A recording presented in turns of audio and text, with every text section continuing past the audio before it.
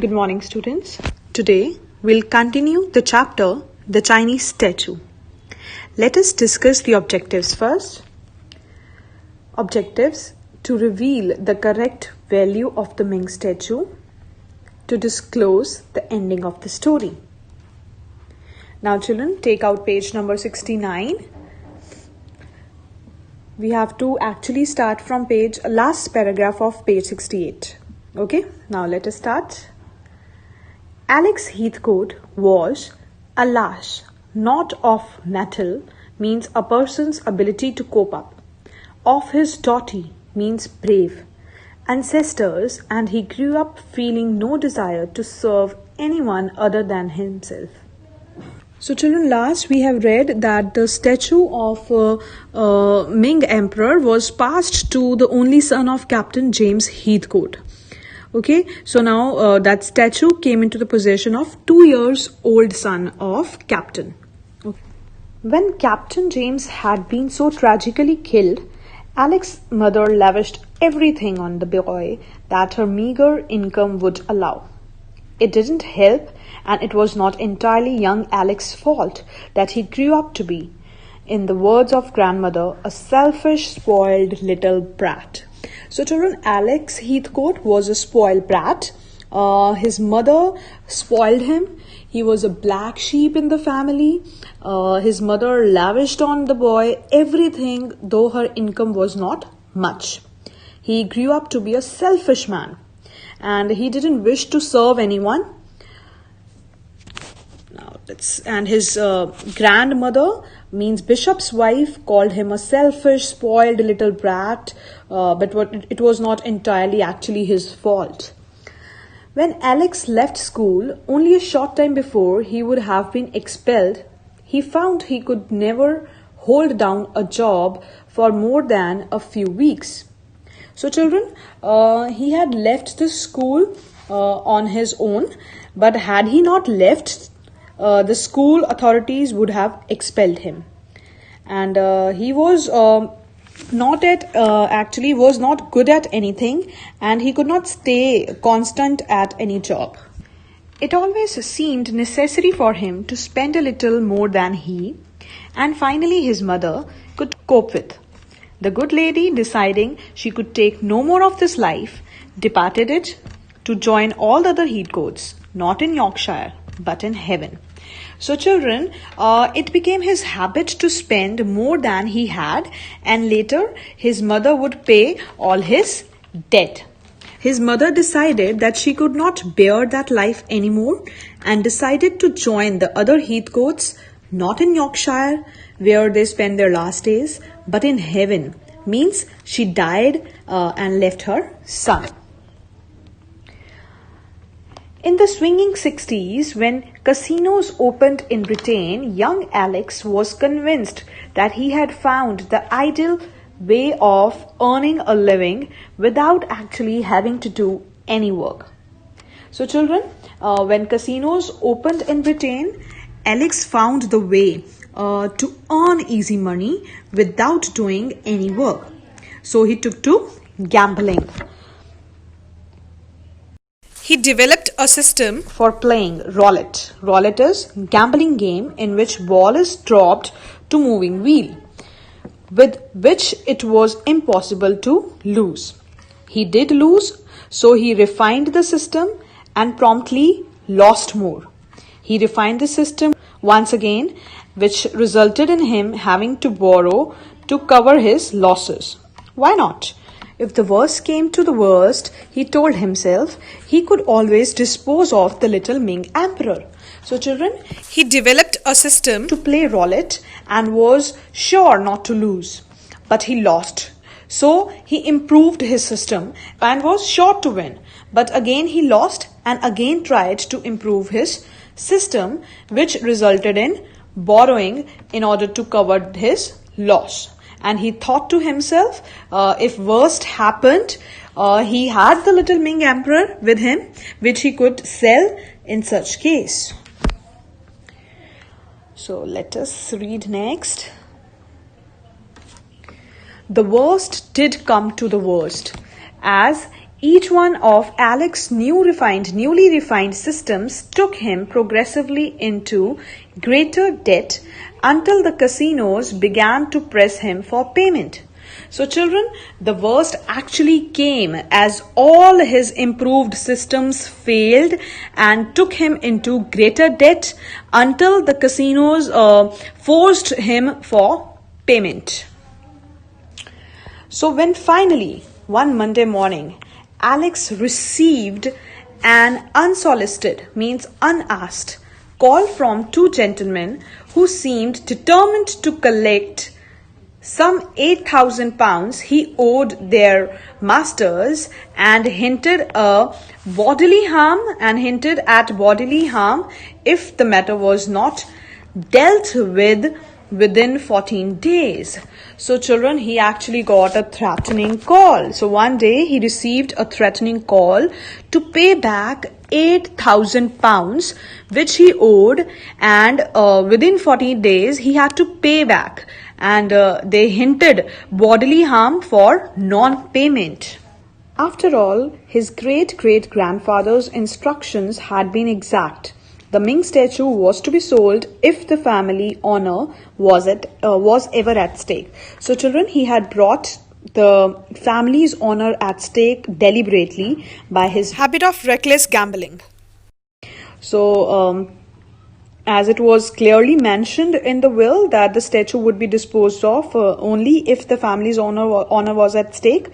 So now he could sell it and pay back all his debts. So Alex took the little emperor off the mantelpiece in his Cadogan Gardens flat and started down at its delicate handiwork, at least having the grace to feel a little sad at the loss of the family's heirloom. So children, it was not that he didn't feel anything. He felt little sad at the time he took off the little statue from the mantelpiece from his flat in Cadogan Gardens. And then what happened? He then drove to Bond Street, it's a shopping street in London, and delivered the masterpiece to Sotheby's, giving instructions that the emperor should be put up for auction.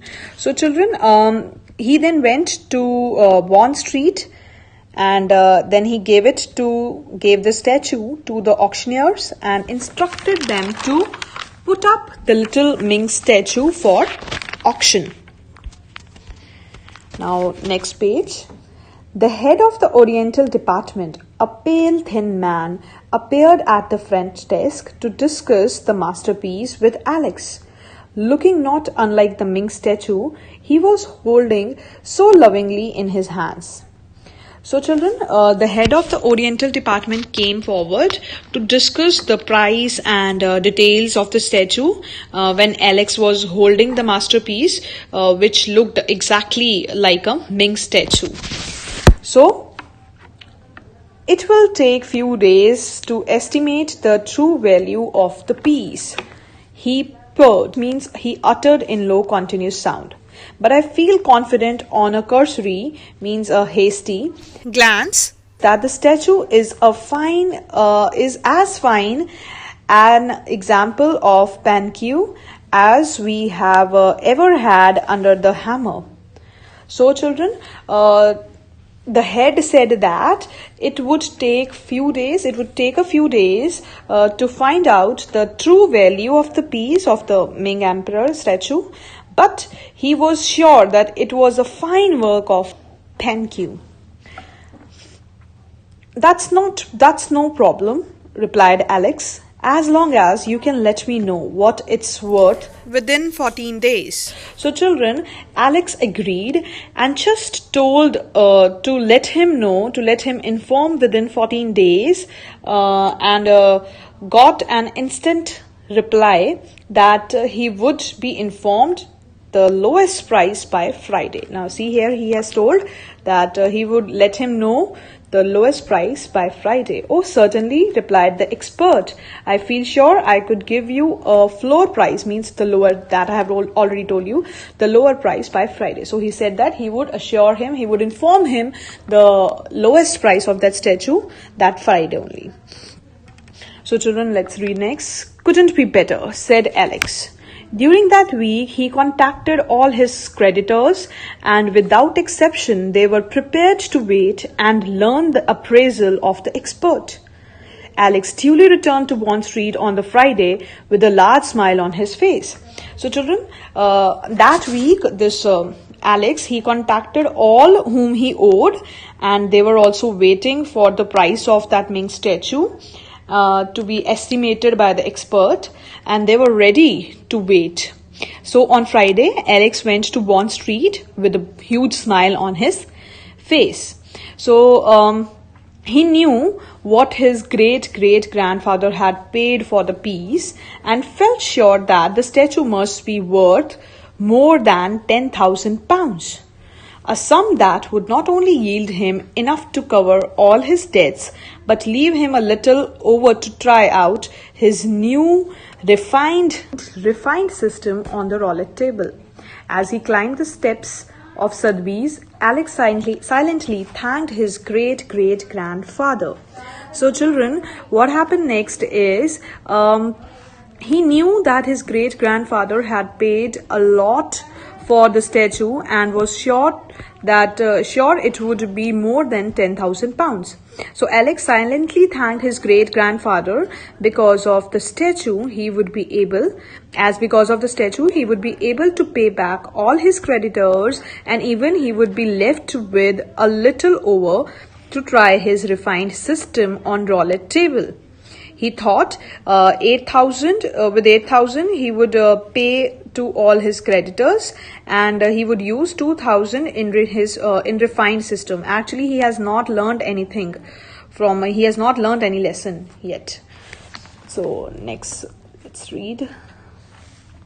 He asked the girl on reception if he could speak to head of the Oriental department. She picked up an internal phone, and the expert appeared a few moments later at the front desk with a somber, means a serious, look on his face. So children, he has actually asked for the head of Oriental department at the reception with a serious look at his face. The head of Oriental department appeared, and Alex grew more anxious. He grew anxious. So when this man reached, what did he say? Alex's heart sank as he listened to his words. A nice little piece, your emperor, but unfortunately a fake. Probably about 200 or 250 years old, but only a copy of the original. I'm afraid copies were often made because how much is it worth? Interrupted an anxious Alex. Now children, the man actually, he started talking about that statue. He said that a nice little piece, but it was a fake. He added that it was about 250 years old and was actually a copy of original. And he still continued that copies were made. So then Alex interrupted and asked for the price of that statue. £700, 800 at the most. So he got to know from the man that it was £700 or £800 at the most, the price of that statue. Enough to buy a gun and some bullets, thought Alex sardonically as he turned and started to walk away. So a sad humor here, children. He knew the creditors would tear him into pieces, so the honorable way would be to buy a gun and some bullets and commit suicide, he thought to himself, and started going back. I wonder, sir, continued the expert. Yes, sell the bloody thing, said Alex, without bothering to look back. And what do you want me to do with the base? The base, repeated Alex, turning round to face the Orientalist. So children, Orientalist asked him what to do with the base, which was of 15th century actually, children. So it was costlier than the Ming statue. The base was costlier. So he said that it was of 15th century, which he didn't bother about. So he was asking him what to do with that base, and he actually replied that what to do with that base? What base? Yes, the base, it is quite magnificent. 15th century, undoubtedly a work of genius. I can't imagine how. Lot number 103, announced the auctioneer. What am I bid for this magnificent example of? So children, if you remember, this scene now is the first scene which we have noticed on the very first page. Means we have started from this scene only, where this narrator was thinking to himself that what should he bid for this magnificent piece. So the expert turned out to be right in his assessment. At the auction at the Sotheby's that Thursday morning, here is the narrator, the little emperor for 720 guineas. So children, guineas is a British coin. And the base that was acquired by an American gentleman of not unknown parentage, mean identity and the origin of one's parents. For 22,000 guineas. So children, later in the auction room, we'll see that the narrator, he obtained the statue for 720 guineas, and the base was acquired by some American gentleman, famous parentage, and for 22,000 guineas, and he actually got much more than he needed. So children, the irony here is that Ming's statue, on whom he has pinged his hope, turned out to be fake, and the platform, the base, relieved him from his misery. Children, this was all about the chapter, the Chinese statue. So this is your homework time, children. Solve the questions given to you in the SNAP homework. Read it again. Thank you so much, children.